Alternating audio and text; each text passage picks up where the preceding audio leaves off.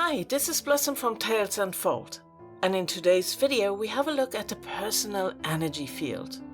We'll dive into the different sections of what can be found in your auric field, how you can cut cords or chains, we talk about past life vows, and so much more. So stay with me and find out how you can clear your own energy field.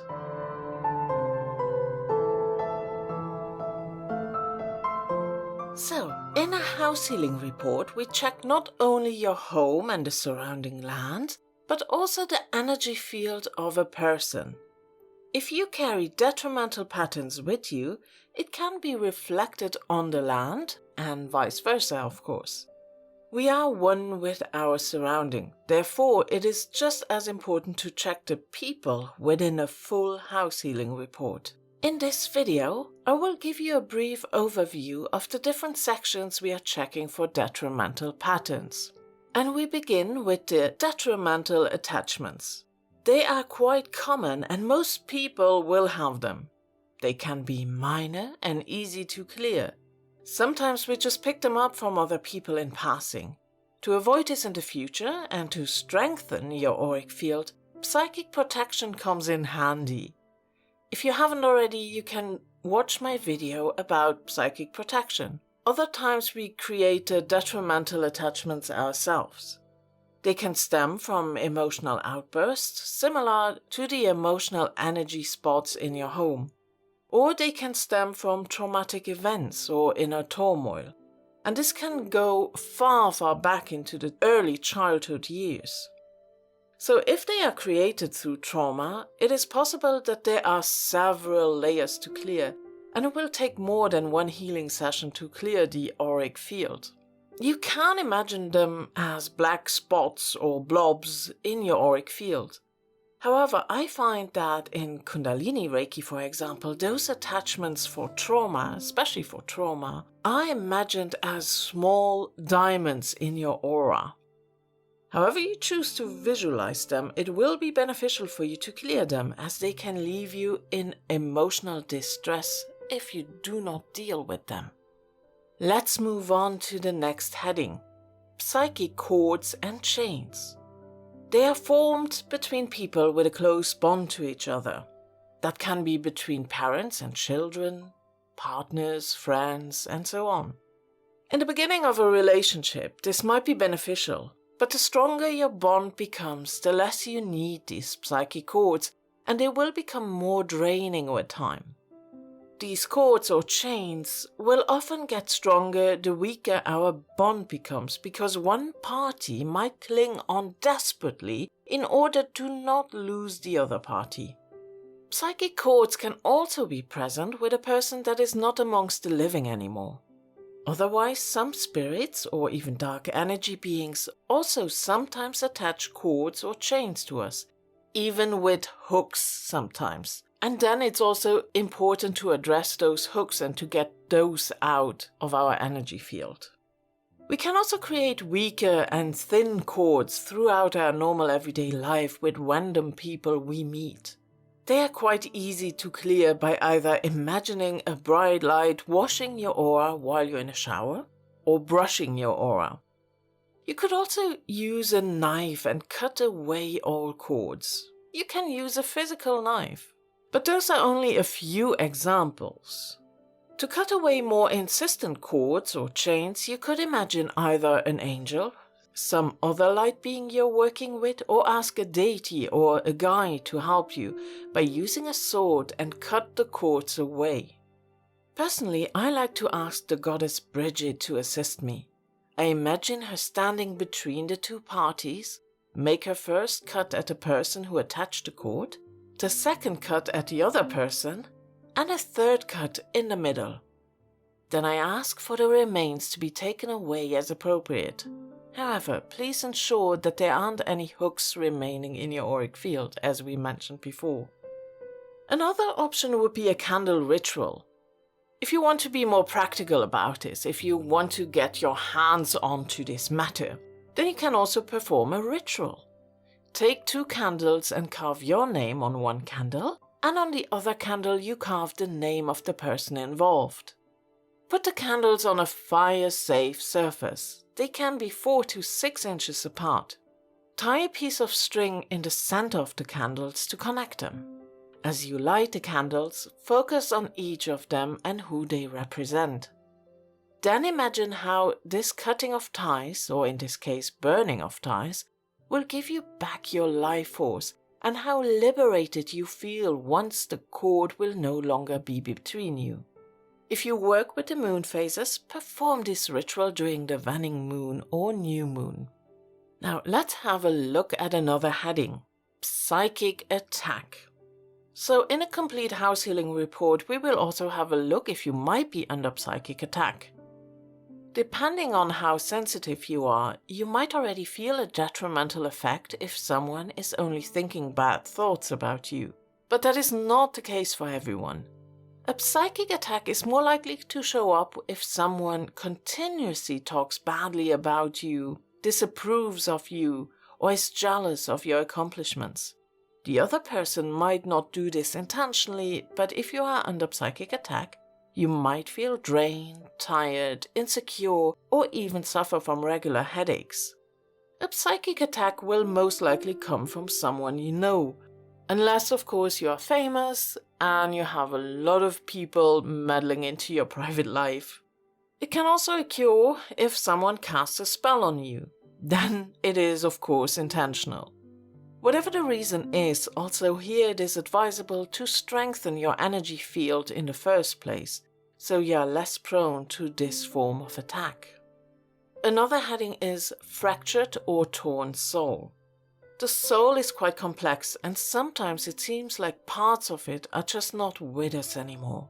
A part might have split from us after trauma, an accident, or some other life-changing event.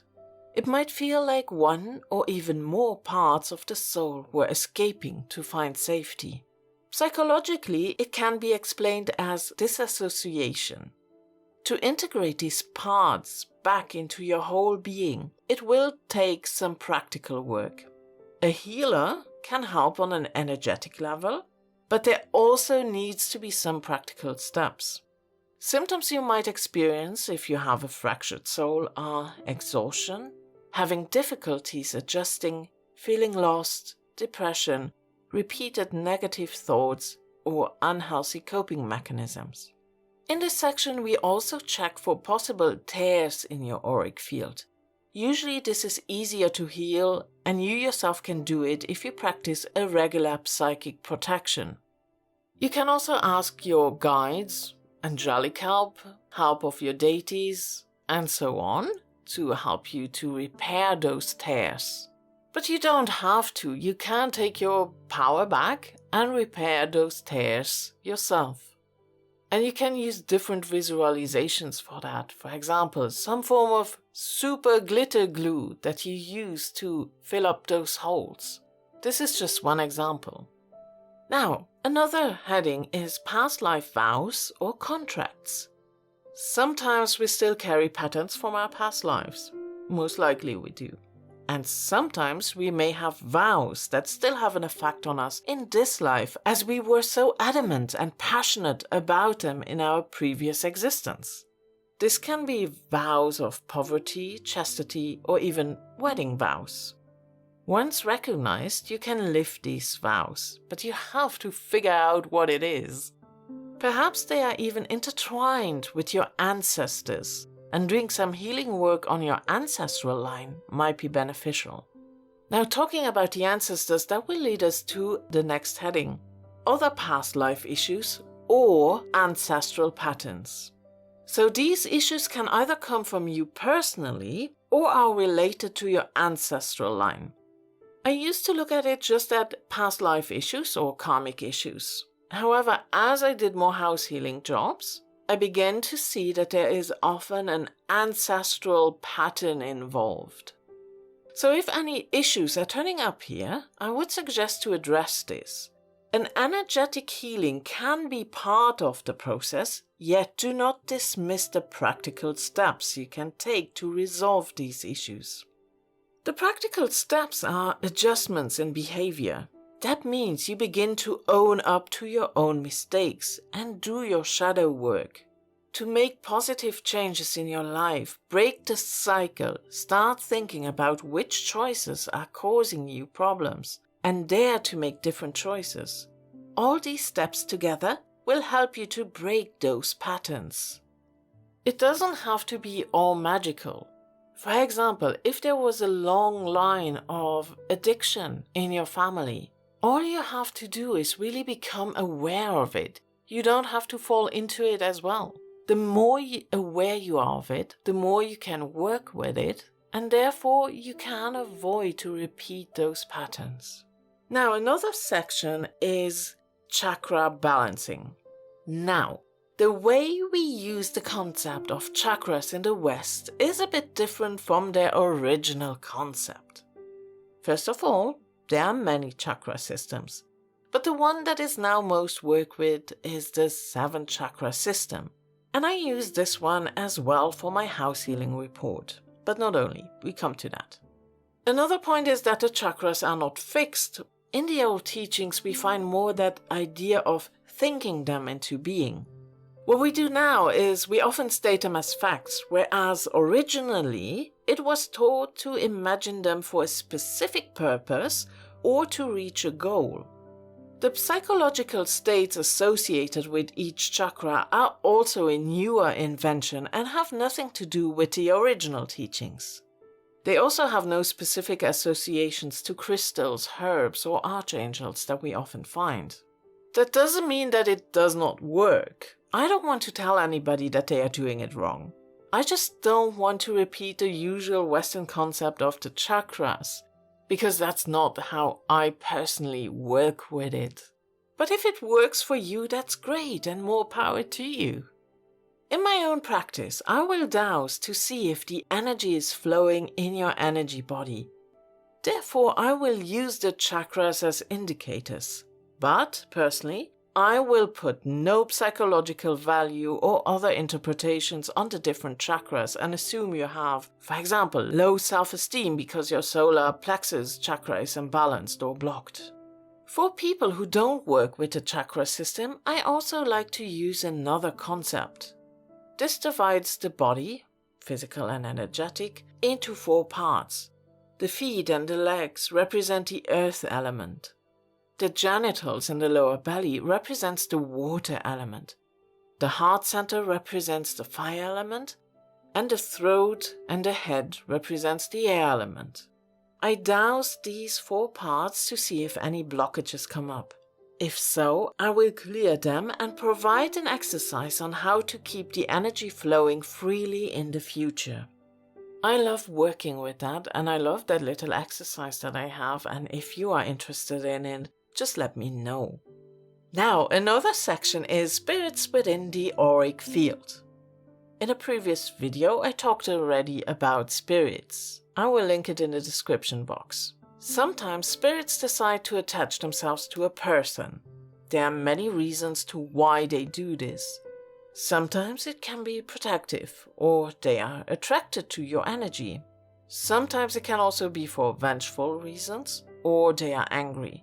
Some spirits shared similar life experiences to you and they feel drawn to your energy field simply because it is familiar. Once I came across a spirit who became attached to someone because they started practicing a new hobby of woodworking. And this spirit, it was an elderly lady, was reminded so strongly of her beloved husband, and therefore she attached herself to the person's auric field. This isn't always dramatic or has dire consequences, but it can be very draining, and it can also be very detrimental if it happens, because there are other circumstances, and personality changes can be observed. If there is any indication that there might be a spirit attached to you, there I would say reach out to someone who is experienced in this field. You can also try to do this on your own if you are already used to working with spirits. But if not, there would seek help. Now, another section is energetic parasites. In my case, I only check for energetic parasites. Clearing physical parasites requires different measures, as energy healing alone is not effective. Anything could turn up here. Sometimes maybe I missed something in my reports, or it isn't a being that we already ask for, but something of lesser awareness. So far I didn't come across much here, but who knows what the future will show me for this section. The last thing we check as house healers in the personal energy field are implants. Some can be physical implants like pins, joint replacements, or pacemakers that carry detrimental energy. This detrimental energy can come in from the moment it is made in a factory by workers who are in any way involved, out to the nurse or even the doctor. Other implants are of a more energetic nature. For example, Reiki symbols are wrongly carried out. On some occasions, implants could also turn up being related to extraterrestrial or otherworldly implants. So this section can be more obscure and it needs some investigation, but not everyone will carry around otherworldly implants. Now, as you see, there's quite a bit to investigate, and I just gave now a brief overview for every section just to not make it overly long.